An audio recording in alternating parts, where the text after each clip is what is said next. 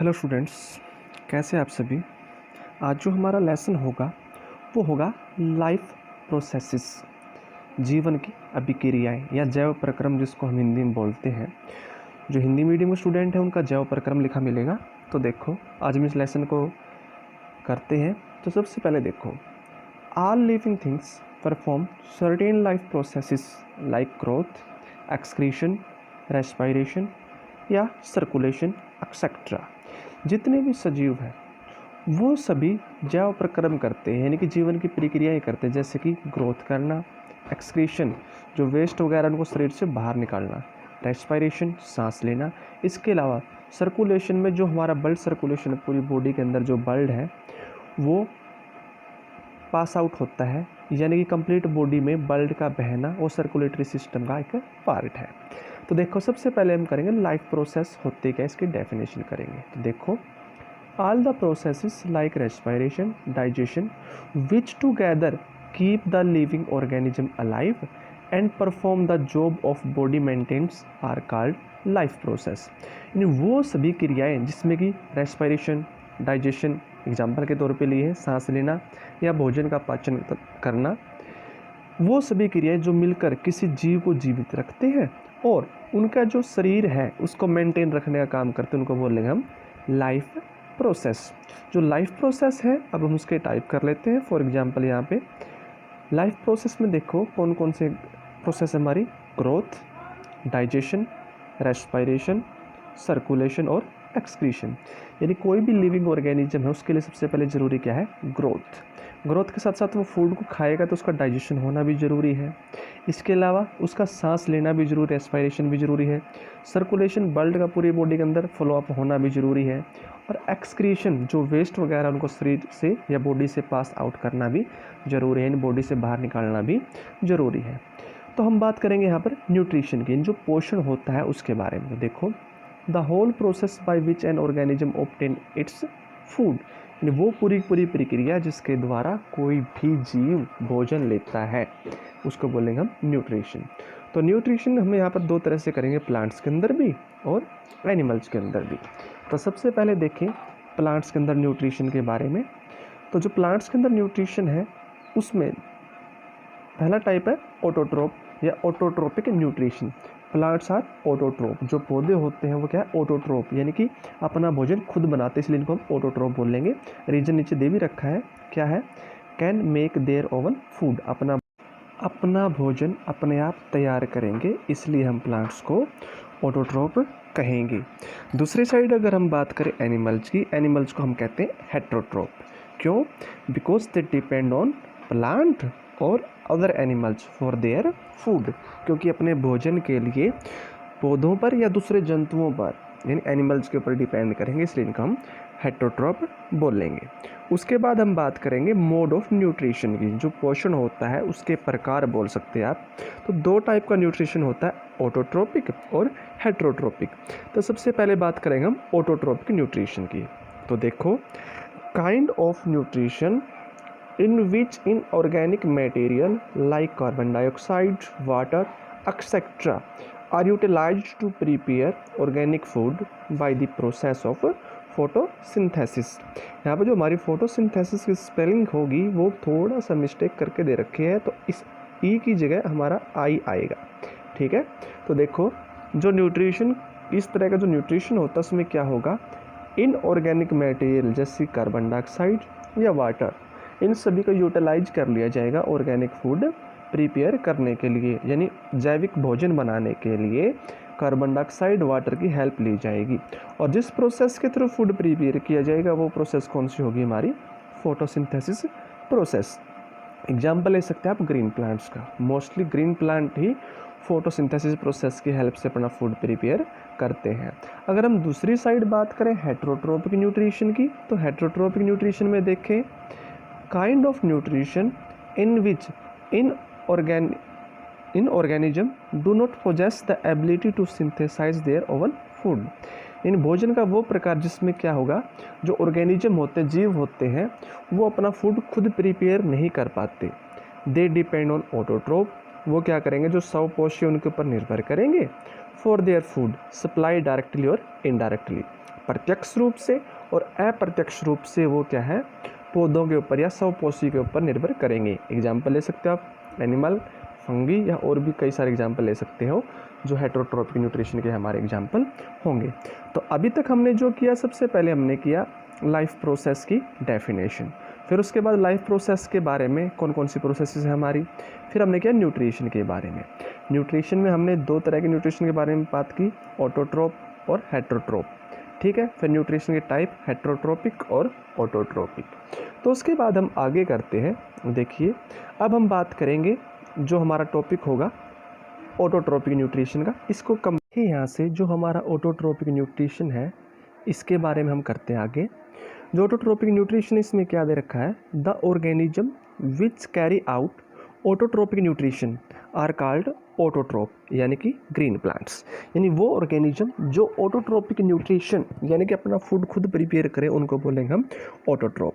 तो यहाँ देखते हैं जो ऑटोट्रोप है वो किसका यूज करेंगे, इनऑर्गेनिक मटेरियल का, और इसको कन्वर्ट करने का काम करेंगे complex high energy molecules carbohydrate, यानी इसको कार्बोहाइड्रेट में ब्रेक डाउन करने का काम करेंगे या कार्बोहाइड्रेट में कन्वर्ट कर देंगे। तो देखो जो ऑटोट्रोपिक न्यूट्रिशन है is fulfilled by the process by which autotrophs take in carbon dioxide and H2O यानी कि water and convert these into carbohydrates in the presence of chlorophyll. यहाँ पे हमारा ये कार्बोहाइड्रेट है जो यहाँ पे लिखा हुआ है, स्पेलिंग मिसटाइप हुई है। Sunlight is called photosynthesis. जो फोटोसिंथेसिस प्रोसेस अब यहाँ से उसके बारे में डिफाइन कर दिया। जो ऑटोट्रोपिक न्यूट्रिशन होगा वो किसकी हेल्प से होगा, वो फोटोसिंथेसिस प्रोसेस की हेल्प से होगा। यानी क्या होगा, जो ऑटोट्रोप है वो कार्बन डाइऑक्साइड लेंगे, वाटर लेंगे और इसको कार्बोहाइड्रेट में कन्वर्ट करने का काम करेंगे किसकी प्रेजेंस में, क्लोरोफिल की प्रेजेंस में। जो क्लोरोफिल होता है उसकी वजह से जो प्लांट्स होते हैं इनकी जो लीव्स होती हैं उनका ग्रीन कलर होता है। सनलाइट लेंगे और पूरी इनकी प्रोसेस कंप्लीट हो जाएगी फोटोसिंथेसिस की। तो जो इक्वेशन होगी हमारी वो इस तरह से होगी, कार्बन डाइऑक्साइड यानी CO2 प्लस H2O यानी कि वाटर के मॉलिक्यूल्स सनलाइट के प्रेजेंस में और क्लोरोफिल की प्रेजेंस में ये क्या क्या बनाएंगे, वाटर, ऑक्सीजन और कार्बोहाइड्रेट की फॉर्म में इसको कन्वर्ट कर देंगे, C6H12O6 जो हमारा होगा। तो देखो यहाँ से उसके बाद जो ये फॉर्मूला हमारा C6H12O6O2H2O, इसके सामने 6 लिखा हुआ है, यहाँ पे भी 6 है, यहाँ पे 6 और यहाँ पे 12 है। ये कैसे आया, जो हमारा फर्स्ट लेसन है केमिकल रिएक्शन एंड इक्वेशन, तो उस लेसन की वीडियो में आपको बताया गया था इक्वेशन को बैलेंस कैसे करते हैं। तो एक बार फिर से रिपीट कर लेते हैं। इसमें कार्बन के हमारे कितने हैं, 1, और यहाँ पे कार्बन कितने हैं हमारे 6। तो कार्बन के मॉलिक्यूल्स सेम करने पड़ेंगे, तो हमने यहाँ पे मान के चलो 6 लिख लिया। तो 6 लिखने के बाद देखो यहाँ पे कार्बन के कितने हो गए, अब 6, तो यहाँ पे 6 है तो फर्स्ट कंप्लीट हमारा। यहाँ पे O के कितने हो गए हमारे 6, ये 2, ये 6 2 जा 12, यानी मल्टीप्लाई होगा इस तरह से। तो O के 12 हो गए, तो O के 12 हमारे यहाँ पे हैं, तो ये भी कंप्लीट हो जाता है। तो ये फर्स्ट हमारा पॉइंट क्लियर हो जाता है। उसके बाद देखो यहाँ पे H के कितने हैं 12, और उसके बाद देखो H के 12 है तो इनको भी कंप्लीट करेंगे हम। तो यहाँ से देखो हमने यहाँ पे 12 लिख के चलेंगे। देखिए एक बार यहाँ पे H के हमारे सिर्फ 2 थे, तो यहाँ पे H के 12 है, और यहाँ पे देखो ये भी तो 2 है, तो 12 और 2 14 हो गए, लेकिन यहाँ पर H के कितने हैं 2 हैं। तो इनको बैलेंस करने के लिए हमने यहाँ पे मान लो 12 कर लिया, तो 12 2 जा कितना हो गया 24। तो यहाँ पे H के कितने हो गए हमारे 24।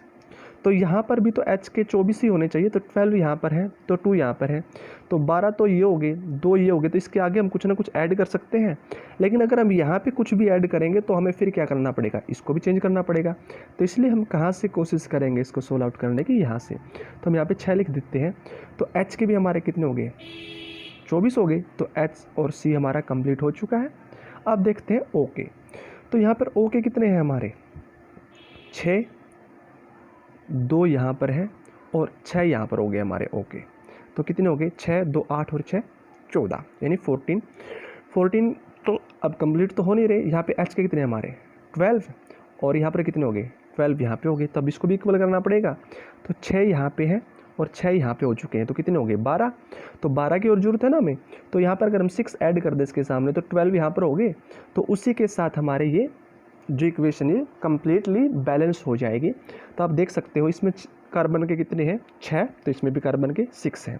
O के कितने टोटल यहाँ पे देखो 12 तो इसके साथ में हो गए और 12 ये 24, तो 12 यहाँ पे, सॉरी 6 यहाँ पे, 12 यहाँ पे और 6 यहाँ पे, तो 24 सेम हो गए।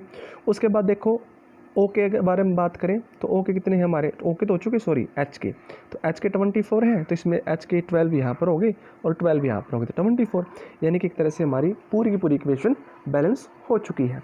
उसके बाद अगर हम बात करें जो फोटोसिंथेसिस प्रोसेस में कौन कौन से मटेरियल्स चाहिए हमें उनके बारे में, तो सबसे पहले ज़रूरी क्या है सनलाइट, फिर क्लोरोफिल यानी कि सनलाइट अब्जॉर्ब्ड बाय क्लोरोफिल, जो सूर्य का प्रकाश है वो क्लोरोफिल की हेल्प से ही अब्जॉर्ब किया जाएगा।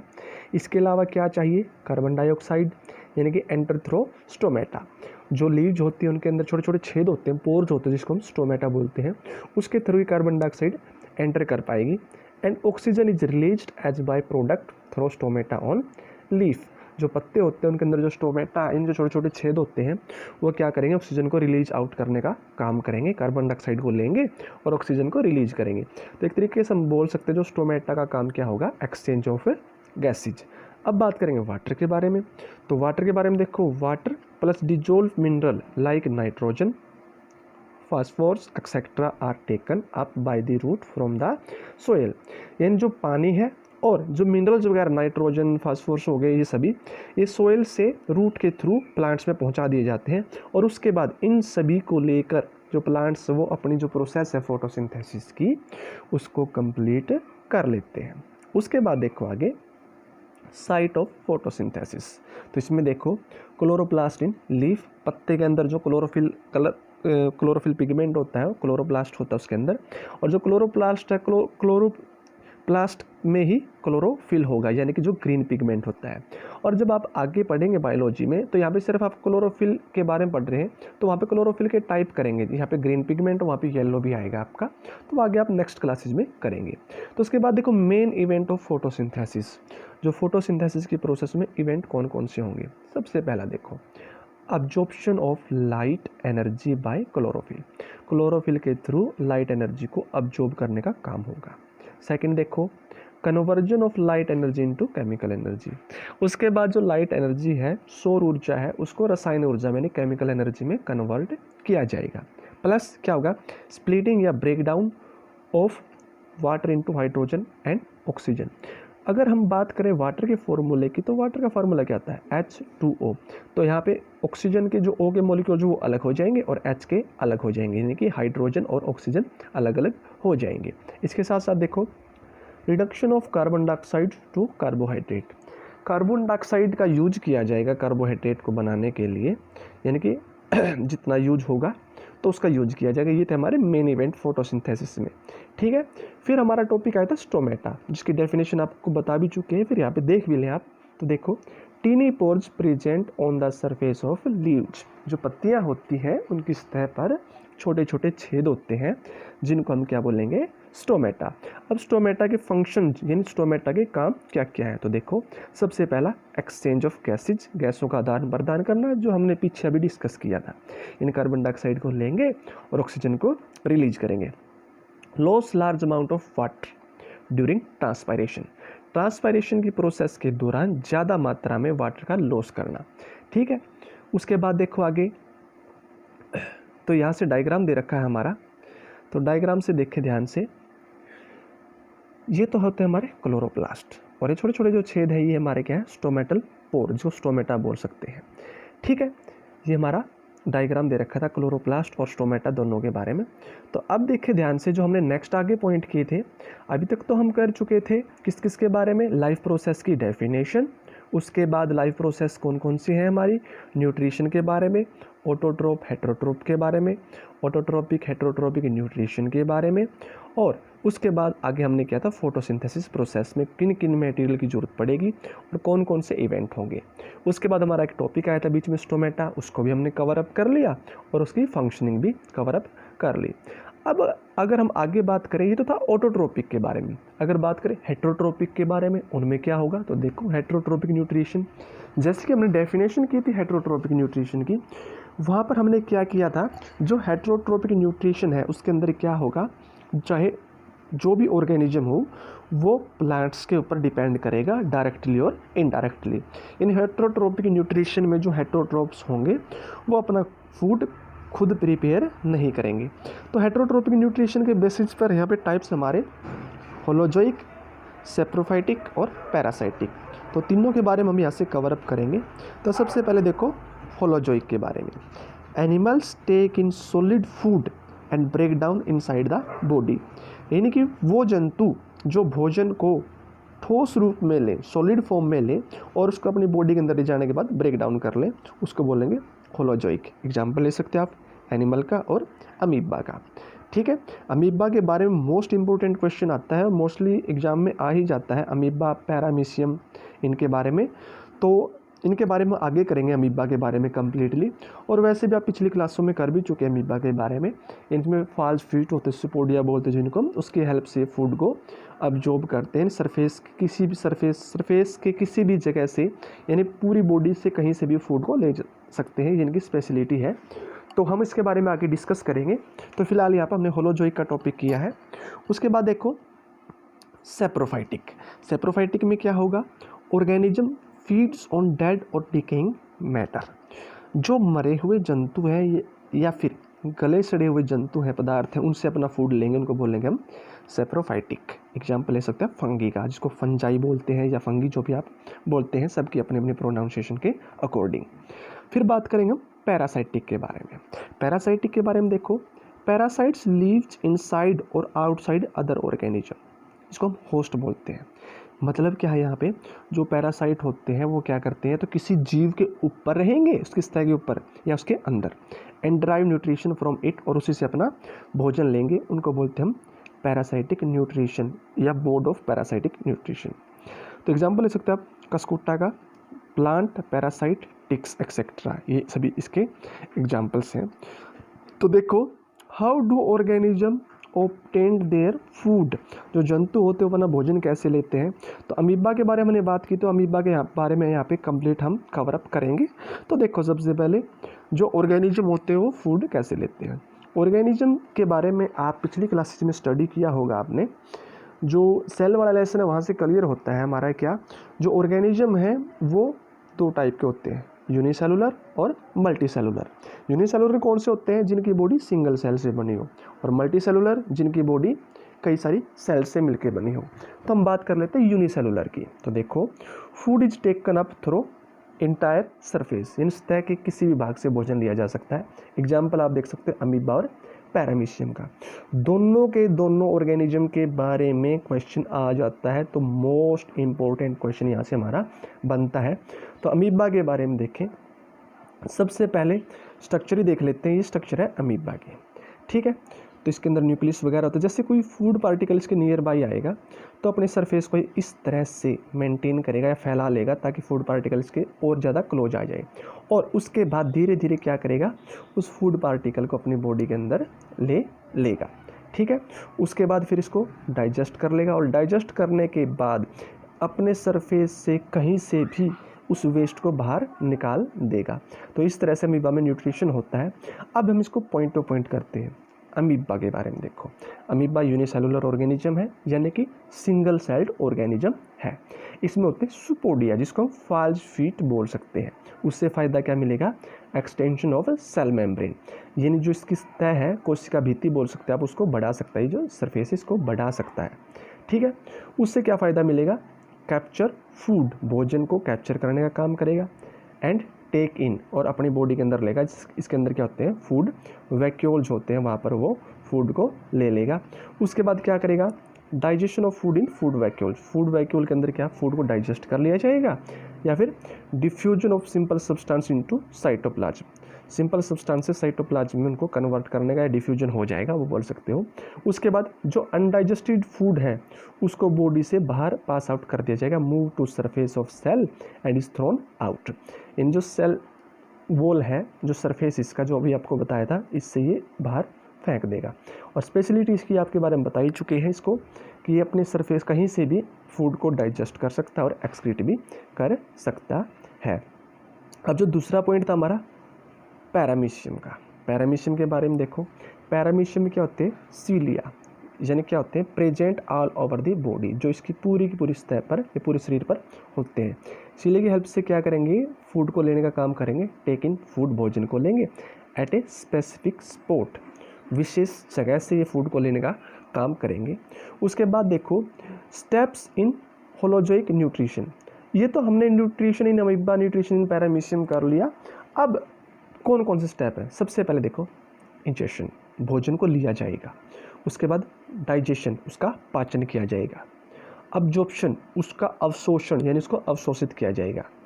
एसिमिलेशन, उसके बाद उसको यानी एक तरीके से बोल सकते हो जो वेस्ट बनेंगे उनसे दोबारा से उसको जो भी अब्जॉर्ब करना उसको अब्जॉर्ब कर लिया जाएगा, रीअब्जॉर्ब करने का काम होगा और आगे भेज दिया जाएगा। और एट लास्ट डाइजेशन, शरीर से बाहर निकाल दिया, जिसको हिंदी में बोलते हैं वही अक्षेषण। ठीक है, उसके बाद आगे हम बात करेंगे न्यूट्रिशन इन ह्यूमन बींग्स, मनुष्य के अंदर भोजन कैसे लिया जाता है। तो पूरी की पूरी प्रोसेस हम यहाँ से करेंगे।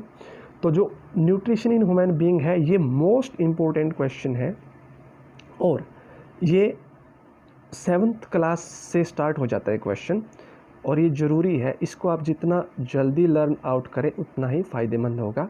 इसमें से कई सारे क्वेश्चन बनते हैं, बड़ा क्वेश्चन भी हो सकता है न्यूट्रिशन ह्यूमन बींग्स का और कई सारे छोटे छोटे क्वेश्चन भी उठा लिए जा सकते हैं। तो ह्यूमन एंड न्यूट्रिशन बीइंग का टॉपिक करेंगे हम कल को स्टार्ट। यहाँ तक जितना भी आपको करवाया गया है मैं आशा करूँगा कि आपने अच्छे से समझा होगा और सीखा होगा। कहीं पर फिर भी कोई डाउट रहता तो आप पूछ सकते हैं। जो हमने टॉपिक कवर अप किए हैं, अमीबा के अंदर डाइजेशन, पैरामीशियम के अंदर डाइजेशन। ठीक है, स्टार्टिंग की थी हमने लाइफ प्रोसेस से, लाइफ प्रोसेस की डेफिनेशन और कुछ लाइफ प्रोसेस के बारे में पॉइंट हमने कवर अप किए थे, जैसे ग्रोथ, एक्सक्रीशन, डाइजेशन वगैरह, इनके बारे में।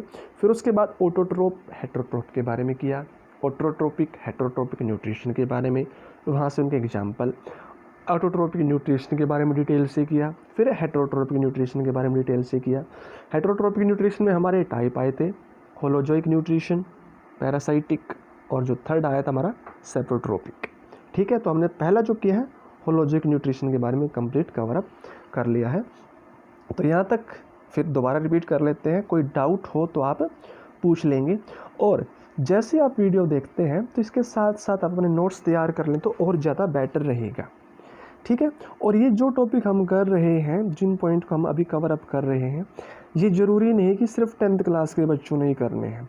आगे जो कॉम्पिटिटिव एग्ज़ाम की प्रिपरेशन कर रहे हैं उनके लिए भी ये बहुत ज़रूरी है, क्योंकि वहाँ पर भी इनसे रिलेटेड क्वेश्चन आ जाते हैं। भी अमीबा किस तरह का जीव है, एक कोशिकीय, बहुकोशिकीय, इंग्लिश में बात करें टाइप्स बताना है अमीबा का कैसा है, unicellular, multicellular, none of these, all of these, इस तरह से क्वेश्चन आपसे पूछे जाते हैं। तो यहाँ तक कोई डाउट हो तो आप पूछ लें। वीडियो को ज़्यादा से ज़्यादा शेयर करें, चैनल को सब्सक्राइब करें और जितना ज़्यादा सपोर्ट हो सके उतना ज़्यादा सपोर्ट करने की कोशिश करें। Thank you.